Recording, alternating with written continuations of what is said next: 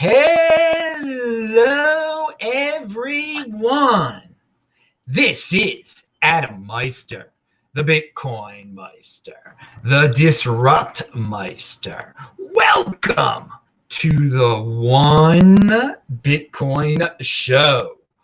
Today is June the 11th, 2020. Strong hand, long-term thinking. Bitcoin is the next Bitcoin. One Bitcoin equals one Bitcoin.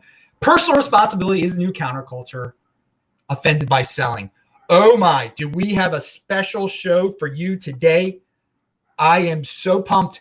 You guys might remember back in November or so, there was a Monero episode, and there was like the Monero guy was on, and I always talk about the Monero guy. He hosts Monero Talk. Well, there's a real guy behind Monero Talk.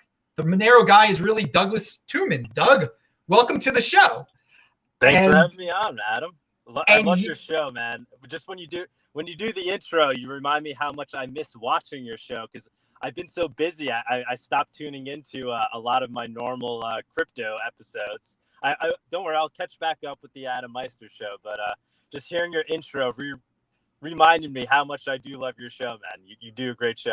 Well, dude, pound that like button for liking my show. Even though we don't agree on cryptocurrency, we can still, respect. We overlap on a lot of things. I think yeah, we do. And this is the wild thing. All of a sudden, I hear that the Monero guy, of all people, is running for political office in New York.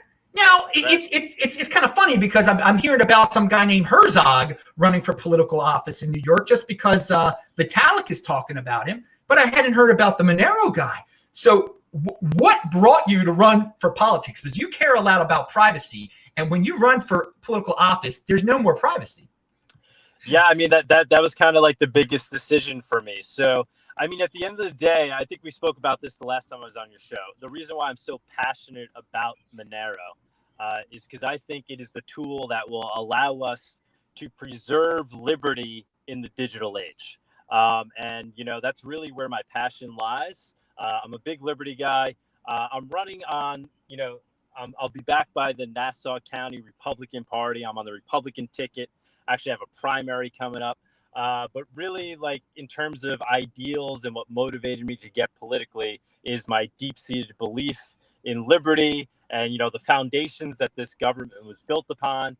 And I do think in a lot of ways it ties into cryptocurrency. I don't think a lot of people have tried to make that connection and make that argument politically. But that I really do see those things going hand in hand. I see Monero as free speech money. And I want to be the guy on the floor of Congress making that argument to make sure crypto, and in particular Monero, is not regulated out of existence and is allowed to flourish so that we can protect our liberty in the digital age. And, like you said, I mean, the fact that there is a little bit of, it was a tough decision, right? So, I mean, because now I'm sacrificing my own privacy. I'm sacrificing a lot of the things I do believe in. But, it works. I think somebody's got to step up and do it, and I'm willing to take that role. So that was the reasoning.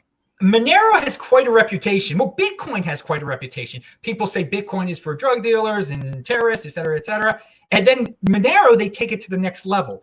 Have you gotten any feedback from people when they hear that you're the Monero guy? Yeah, I have. I mean, so as I'm running, when I go door to door, I'm also a very local, in my non-Monero life, I'm the commissioner of engineering for the town of Hempstead. So most of you probably don't know what that is, but the town of Hempstead is it's actually the largest town in America by some measures. It's in Nassau County, which is right outside New York City. So right outside Queens. It's a very large place. And I'm very well connected with the community on a personal basis in terms of being the commissioner of engineering. I'm in charge of all the infrastructure for my entire town. So in my non-crypto life, I do have this kind of like personal connection. So when I'm going door to door and when I'm talking to people during my camp, I only recently started going door to door because of Corona. But as I'm campaigning online, honestly, crypto really doesn't come up, right? So I'm talking about more the other things that I believe in, right? So all this like liberty stuff, right? I mean, that's really kind of what I focus on. The direction that I want the country to be going in. My slogan is "Build a brighter future together." I have this whole component of my campaign where I've created a text-based polling system, and I'm giving all my constituents access to it. And we built it out so only people in my district can sign up. So it's kind of a way they can vote issue to issue. And then I'll use that to help determine how I legislate in Congress. But my point being, I don't really go and I don't talk, Monero is not the number one thing I talk about. It's really, I don't bring it up until we get to the conversation. Some people do talk and they say, hey, how about the fact, what do you think about the fact that, the government just, essentially printed $3 trillion, over the last, couple of months. What do you think about that? What do you think about, the Federal Reserve? And then that's when I start to then talk about things like cryptocurrency. I start to talk about Monero. So, it's woven into my campaign. I don't really talk about it or bring it up to people unless it comes up in conversation. And then obviously I'm out there talking to the crypto people, trying to get them behind me as the candidate, trying to get some, honestly, trying to get some funding for them, right? To help make this a reality. I have a really good chance that actually, this isn't like, I'm not like a crypto guy who's just deciding to run for Congress on a lark. I'm a political, I never ran for office, but, I'm a government official by day. I'm the commissioner of engineering. I'm very close with the local Republican Party. So I'm that first. So I do have a shot at actually winning this thing. And the crypto is just kind of, icing on the cake. And it's a big part of what I believe in. And I tie it into my messaging. All right. Is it legal to donate Monero to a campaign? Yeah, 100%. Yeah, you could donate Monero. You could donate, any cryptocurrency. I make that a big part of my, I put that out there all over the place. If you want to donate Monero, you just have to, it's a federal campaign. So people have to, and this is, kind of antithetical to the Monero way, they have to reveal their identity, okay, right? So if they're donating anything over essentially $50, they have to, tell me, their name, their employer, their occupation. So there's that element. But there's reasons why those rules exist. I don't necessarily disagree with it. I've been thinking about it. I'd be interested to hear your opinion on that, actually. I do, like I said, I'm all for free speech money. I think it's important. Money is power, right? Money it is speech at the end of the day. So you could use your money to influence, right? It is, there's a few, you can vote in elections, and you could also then use your money to help steer elections. Now, whether or not, you should have to reveal your identity. I do understand the reasoning as to why you would want that, right? So we don't want, outsiders, people outside of this country essentially influencing our internal elections. But I'm also a big believer in the fact that we don't want people getting censored, right? So somebody might want to participate in an election and have some political idea, but not want to reveal themselves. So for me, it is a tough issue. What is your take on that? Actually? The campaign finance bureaucracy is so big. It is such a waste. I think there shouldn't be limits. I don't think there should be limits at all. And I think it can come from private sources. I'm not worried about foreign influence or anything like that. I think it's a huge bureaucracy. It helps the established people maintain their power. All these rules around campaign finance. I mean, imagine there could be some newcomer out there that a millionaire loves, and he could only give him $6,000 or something like that. And I don't know. The entrenched people that gives them an advantage right there. Yeah, it makes it very hard, So, I'm connected to my local Republican Party, but it is, unless you really know the ropes or you're already established, it is hard. So because the max donation is $2,800 from an individual, the incumbent that I'm going up against, she could round up millions of dollars, no problem. And you really need to know how to work with the loopholes, work how to get around that. Somebody like me, I literally have to just go person to person and hope to try to get a few max donations. So it does kind of give people like that, people like me, an unfair, makes it unfair, and others have an unfair advantage. Now, when you grew up on Long Island? Yeah, born and raised on Long Island. Do you have any memories of the Islanders winning the Stanley Cup?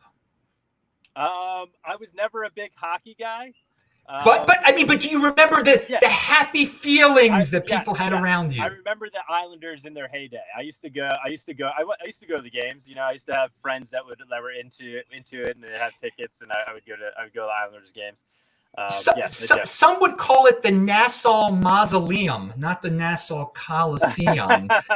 From what I heard from the people that I knew from up there. Okay, I just wanted to give everybody a little bit of a flavor, the New York flavor. This guy is real. And hey, if you've got questions, ask them right now in the live chat. People, you can ask politically cryptocurrency related questions. So, have you heard about this guy, Jonathan Herzog, that's running?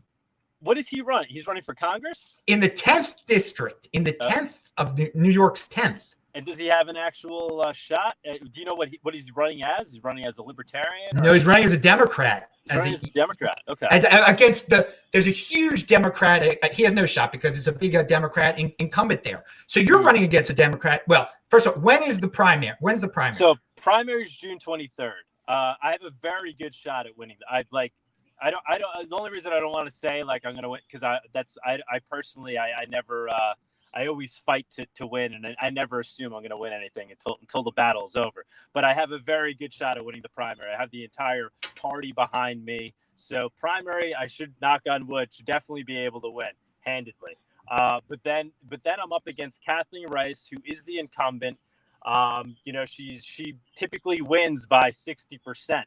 But I think this year, with everything that's going on and my messaging, which is, building a brighter future together, bringing people together, really a big part of what my message is kind of going back to basics, focusing on this idea of, the American dream, focusing on the fact, this idea. When I knock on doors and I talk to people, I'm like, hey, what is it that you want? What is it that you want your community to look like? What is it that you want America to be? And it's like, I want to feel safe. I want to be able to, buy a home. I want to be able to go out into society, into an open and free society where I can act as an individual. I want to have equal opportunity to strive to succeed. I mean, at the end of the day, that's what people want. And that's the true ideals of what this country was founded upon. So I'm really trying to tap into that message. And that message translates beyond the Republican Party, and people hear that message no matter what side of the political spectrum they're on. Because one-on-one, when you're talking to them, they're like, yeah, that's what I want. And then, I don't know what your take was on the lockdown and everything. Oh. I was a big proponent on reopening things swiftly. I don't know where you stood on that. Man, the lockdown was horrifying. And we get back to work immediately. Very good to hear on your part. Yeah, so I came out on that very early when it was controversial, probably for the same reasons you did. And, I went to these rallies where it was very controversial, showing up as somebody's running for political office for Congress. And I show up, and these rallies, this was like, a while ago now. And everybody's like, how could you do that? You're endangering people's lives. You don't care about, safety. I'm like, well, I care about, the economy. I care about all these small business owners that, aren't allowed to practice their own common sense and decide whether or not they want to open their business. When has America ever functioned like this, where we take away the ability of individuals in society to practice common sense and make their own decisions as to what they want to do? And then here in New York, Governor Cuomo, I don't know if you're familiar with him, but, he's been out there every day acting like he's the emperor, like he's looking out for everybody's best interests. Meanwhile, one of the things he did, this is very controversial.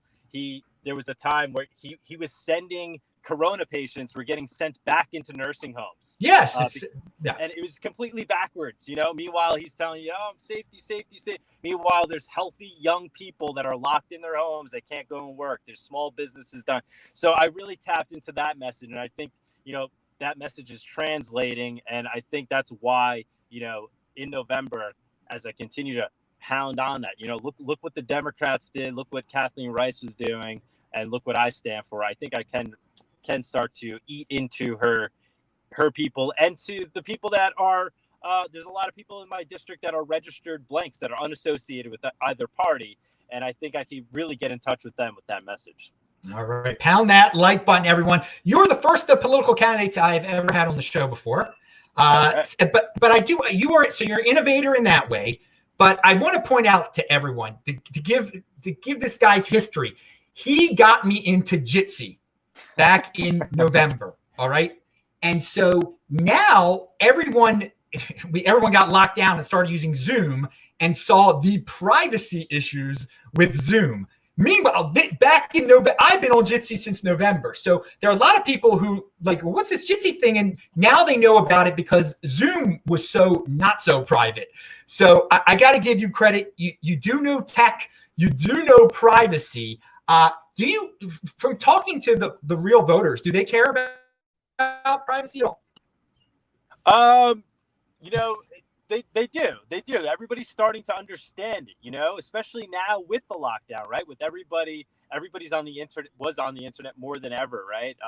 And then, like you said, things with like the Zoom, you know, with their, you know, realizing that their kids, their young children that are normally in school are now on Zoom, you know, and they're starting to realize, like, wait a minute, you know, like who controls that? You know, people I think are starting to wake up to that, you know.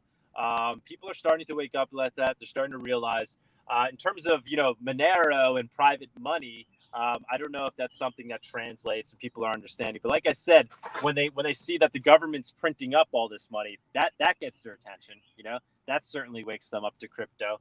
You know, and I should say, you know, what we saw, you know, we've seen people support Bitcoin, right? We've seen that happen now. We've seen political figures talk in Congress positively about Bitcoin. But what we haven't seen, you know, whenever Bitcoin is discussed on the floor of Congress, you know, when they have these hearings and they talk about it, there's that question that always essentially ends up coming up. And it is, hey, what if this, you know, Bitcoin thing was used to fund terrorism? Or, you know, what if it's, you know, people are using it on the dark web to buy drugs? And then always the canned answer, the response is, well, don't worry about it, Senator or Congressman. Bitcoin is actually a traceable ledger where you can see all transactions. And that becomes the argument as to why it's okay to have Bitcoin. And that always annoyed me on a very deep level, because that shouldn't be the argument. It should be, well, there's this, you know, we even have things like Monero where you could actually, you know, where we don't have control, we don't have view, but that's okay, right? Because it's like cash, and we're okay with that in society with cash, right? And why are we okay with that? We're okay with that because money is speech. People should be able to freely use their money as they wish. And if it's used for nefarious purposes, doesn't mean it should make the use obsolete for other purposes, just like the internet itself. I'm sure you've had these conversations many times on this show, but nobody's really making that message on the floor of Congress. Nobody's really arguing that publicly. They all kind of like step back. But I think that's the message to be made. You know, it's free speech money. We have the Constitution. You know, I think ultimately, if you wanted to actually start to really, somebody wanted to seriously consider regulating something like Monero or outlawing Monero, I think you'd really come up against the Constitution and cases that have gone before the Supreme Court, and you'd realize Monero is constitutional, and it's something that, you know, is good for the country. It's going to create more fluid communication. It's going to create a more fluid economy where people can, you know, freely just interact in commerce. I want to ask you about being on the floor of Congress. You saw the Mark Zuckerberg Facebook hearings. Some people were really virtue signaling and attacking him. What would you asked him? How would you treated Mark Zuckerberg? And what's your take on Facebook and Libra?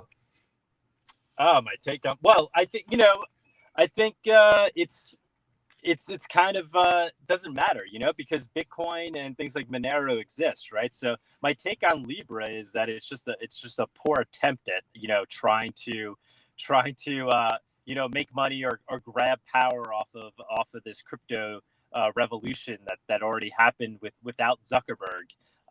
You know, and you know, that's it. It looks like it's a failed attempt already. I don't see anything happening with that. It's slowly moving on. I mean, the bigger question is, would you let him have it if you were in charge? Would you just say, yeah, you can have your own cryptocurrency, Mark? Sure. You know, Good. yeah, of course. And that, I think, people would then have the freedom to then choose other cryptos, which they already have. You And it would just, see, and you people say would it's so, slowly wake up. Go ahead. you say it so nonchalantly. Of course, of course. All the other politicians want a piece of it. They want to regulate it. They want to stop it. You just said, I agree with you 100%. Yeah. Why did they have to have a darn hearing about the darn thing? Right. It's yeah. Yeah, no, I mean, I see that as a bridge to, to the true cryptos, to Bitcoin and Monero, right? So as people start to use that, if they were to, they would realize, like, wait a minute, why am I using this, Zuckerberg coin, Zuckbucks, when I could be using, the Monero or Bitcoin version of it? I think that, you're going to need things like that to happen to create these on ramps, into true cryptos. Now, I am not a guy who likes to spend a lot of time on politics, so I don't encourage people to do what you're doing and everything. But at some point, there's going to have to, the people in Congress are going to have to learn what this really is about. And so you just running, it's good marketing for cryptocurrency, for Bitcoin, for Monero, for whatever. And you'll inspire other crypto candidates and maybe, shift things so some of these incumbents become more of crypto candidates. You're doing a good deed here. It's so darn time consuming. It's going to take and you're running against an incumbent. But if people want to help out, again, your page is linked to below. You accept all sorts of cryptocurrencies on it. I mean, is there a Bitcoin address there? What's it look like if I wanted to give you a cryptocurrency? So the way we tried to keep it simple. So it's douglascuman.com is the website. Yes. But yeah, at the donation, we made it very simple. So like, if you wanted to donate in crypto, we just ask you essentially to fill out a form saying that you want to donate into crypto. And then we'll just send you the address, because we got to get your information first. Okay. Because it is a federal election. So you basically say, I'm Adam Meister, whatever, you hit submit. And then we would send you, if you wanted to donate in Bitcoin, we'd send you a Bitcoin address to donate to, so that we know this Bitcoin is coming from Adam Meister. Okay. Same with Monero and all others. Okay. I see how that works now. That's because there was somebody in the chat who wanted to give you Bcash. So he says, so it's linked to below, by the way, the Douglas's freaking site where you can read all his opinions and everything. And his Twitter, it's linked to, but go to the site. So if you want to give him the Bcash, if you were serious, dude, in the comment section, he'll take that Bcash and go to the donation section. You'll see a form. Just fill it out, and we'll send you a Bcash address to send to him. No worries. Yeah. So what do you think about all the since the end of the month, since the end of May, there have been disturbances across the United States. What's your take on this? I'm just upset about how divided the country is, and at the end of the day, I feel like a lot of people are just pawns in this game that's taking place here, where the country is essentially being divided, and it's for political reasons. The media is a big part of what's happening here. I think what happened, obviously, to George Floyd. I think anybody who's human who watched that video, I think, had the same response. Was that guy was just murdered in broad daylight. And it was a horrible thing. And he was murdered by a police officer. And I think the protests totally called for. Obviously, big liberty guy, big First Amendment guy. Go out there, protest, practice your First. I do think it was a little hypocritical to see the Democrats and the liberals that were opposed to people like me out there protesting to reopening the economy were then okay with people protesting other things. But that aside, I agree. Let's go out there. Go ahead. Go protest. I agree with, the fact that there needs to be change, obviously, because otherwise you wouldn't have people out there, protesting in these numbers. Something is wrong. I don't agree, obviously, with it evolving into riots and where that's happened. I don't stand for that at all. I know people in my community don't agree with that. I do think some political figures were kind of looking the other way on that, being like, I understand why they're rioting. There's no understanding for rioting. I mean, They're ruining people's communities, destroying people's neighborhoods. It's a horrible thing. So, proponent for people peacefully protesting. I don't like I don't agree with the message that it turned into. Let's defund the police. I think, to have open and free societies, which, like I keep, saying is, a big part of my message, which is what I think people want in America, especially in New York. You need law and order. You need safety. People need to feel safe. They need to feel like, they can buy a home in a neighborhood and it's not going to get, robbed. They could open up a storefront and it's going to, a brick isn't going to go flying through the window. Like, that's what you need in society. We're not at the point in evolution where we're able to say, hey, no laws. We're all getting along fine. So the defunding the police thing, I think it's a bit drastic, and I'm certainly opposed to that message. Where do you stand on it? Of course, I don't want to completely defund the police. What I would love is every budget gets cut. Let's run the government more efficiently. I say defund. My reply to that, because it's such a radical thing to say defund the police, I say defund the Board of Education, defund the educational department, defund the schools, because their budgets are also bloated because of unions. And if the unions were held in check a little bit more, the police budget would go down, the educational budget would go down, and there would not be as much abuse in both of these realms, because there's plenty of really nasty abuse in education also, okay? And we don't hear about that, and that's to the children.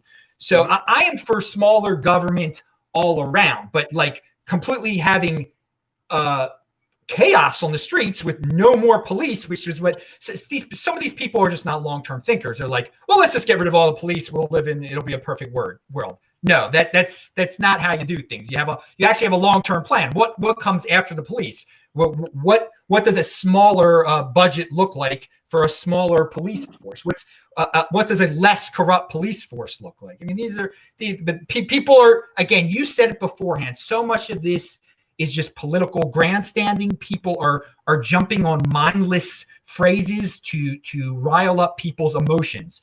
And again, for now, this is our second time interview. You're not about riling up people's emotions. You're just stating the facts here. You're into the numbers. And I think that's what people want too. And I think people are going to gravitate towards that because they want normalcy. They're getting all riled up on social media, but they're beginning to see that they are pawns in the game here. It's like, why are you looking at me?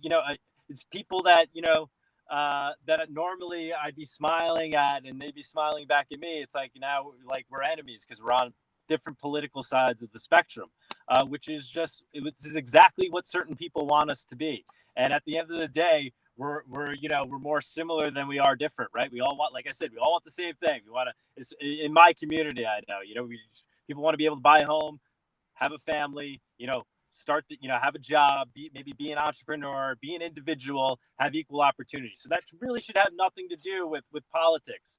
But yet we're more divided than ever before. So I think we need to really, get that message out there of uniting people against the people that are trying to divide us, essentially, and just coming together as citizens and being like, enough with the absurd politics and people trying, using us and turning people against each other. It's disgusting, really. I think you can tie cryptocurrency into all of this, and I recommend that you try to tie it in all the time to differentiate yourself, to get into the news somehow, because an incumbent Democrat in New York sounds like people take that for granted. The media will just assume she's going to win, and just not. You're going to have to use this as a marketing tool. And again, I encourage you to do it because it'll be good. It'll be good for you. It'll be good for Bitcoin. It'll be good for cryptocurrency. So I don't know what your normal spiel is when you knock on doors. You usually can only bring up like 1 to 3 subjects. Do you bring up cryptocurrency at all? Like I said, it's not like when I talk about like, the major things I'm talking about, I don't just be like, and by the way, cryptocurrency, because a lot of people don't even know it. But anybody that I do engage in, like I'd say like, maybe 60% of them, we end up getting to the topic because I'll be like, do you know, because they'll say something like I said about, the printing of the money, or, things like that, or, they're concerned with that. And then I'll be like, are you aware of cryptocurrency? That's usually how it starts, how the Good. conversation starts. But I don't just go out there and bring I'm Doug Tuman, and I believe we should all be using cryptocurrency, because I just don't think that's not something that a lot of normal people that aren't in the crypto world can relate to. But I think it's going to be a big part of who I am. So if elected, it will certainly get out there. And during my campaign, you're going to start to see a lot more of it. So once I win the primary, once I'm up against Kathleen Rice, it will become a bigger part of my message. She was on, I think it was a Homeland Security Commission, where they did something where they started to investigate privacy coins. Actually, they allotted money towards that. And she was a big part of that. She was actually the one spearheading that. I didn't even realize that until I was going to run and I was just researching her. I was like, oh, wow. Okay.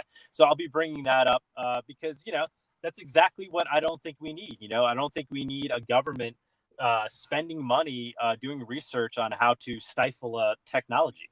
I mean, the internet, Silicon Valley, we did pretty well with Silicon Valley, right? So does America, for the interest of America, do we want to be missing out on the tech boom of crypto? And in a lot of ways, we already are, especially here in New York. I'm sure, the bit license was, it was tragic. I mean, it was revolting to see New York, that at one time was this bastion of free commerce. It's the birth of Wall Street, becomes the place where you couldn't even talk crypto.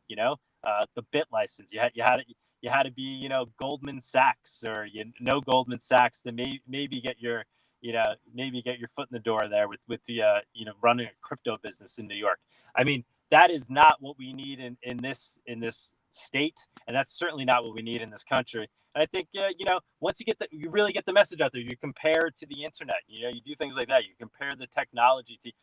There's obviously a lot of good and bad that comes with Andreas Antonopoulos always talked about that very eloquently, comparing it to the internet. The fact that, a lot, it could be used for good and bad, right? But the overwhelming use is for good, right? I don't think anybody would argue that the internet hasn't improved the world. And that's going to be the same argument that needs to be made with crypto. I love what you said, that woman was on a committee that basically is there to stifle innovation, and that alone, what you said about that was great. I mean, take that as a sound clip out of there, and it will get so many cryptocurrency people interested in your campaign, because unfortunately, I do know from being around politics a little while that it is so much of this is about funding. So he's going to need funding. He's going to need attention from the crypto. We're going to have to call you the crypto candidate, man. Step into that position to be the crypto candidate, and you'll get articles in CoinDesk about you. Hopefully this is the first of much coverage in the cryptocurrency space. And you should, to get on some of these shows, just show them that clip, what you just said about what your opponent is all about. Your opponent is about stifling technology, stifling this industry, which is part of the golden age of the 2020s. Do we want a guy who wants Americans to be free to be part of the golden age of the 2020s, or do we want someone that's just going to try to put all sorts of obstacles in everyone's ways? So I think that's what it boils down to. We're here at the end. Is there anything else you wanted to add? Anything that wasn't said? Any points to tell the crowd? No, I mean, thanks for having me on.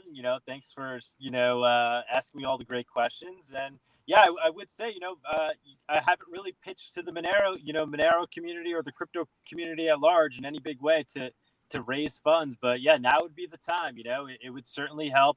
And it's not, like I said, I have a real shot at this. We'll certainly, I'm going to win the primary. I hope, but I really think we have a great shot at that. And then, Kathleen Rice, I think we'll give her a run for her money. And, if I have the crypto community behind me and actually supporting me, it is possible, and this is it's a congressional seat. This isn't minor. This is a big deal. and it's out of New York. You know, New York's a powerful place. Nassau County writes, you know, this is nothing wrong with upstate New York, but this isn't upstate New York. This is Nassau County, right outside of New York City, which I think is the greatest city in the world, despite the BIT license. You know, so it's a powerful seat, and you know, we get some, you know, we get me in there, and you know, I'll be, you know, your Monero candidate, your crypto candidate, and I think it's great for the crypto community if we could pull it off. All right, this might be the start of something really big, and hopefully you'll inspire a lot of other people out there to openly talk about this stuff and to oppose all sorts of obstacles that these nonsense politicians try to put in our way. They're trying to slow down the golden age of the 2020s. You're trying to rev it right up.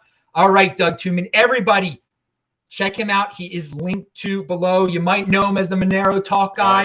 Here, I'll show my shirt here. It's my Tuman shirt. It's bigger. It's big stuff here, dude. All right, this will go down in history. This video. Who knows? It might be the start of something huge. I'm Adam Meister, the Bitcoin Meister, this Disrupt Meister. Remember to subscribe to the channel, like this video, pound that like button. We'll be back at This Week in Bitcoin on Friday, 10 a.m. East Coast time. Thanks a lot again, Doug. See everyone later. Bye-bye.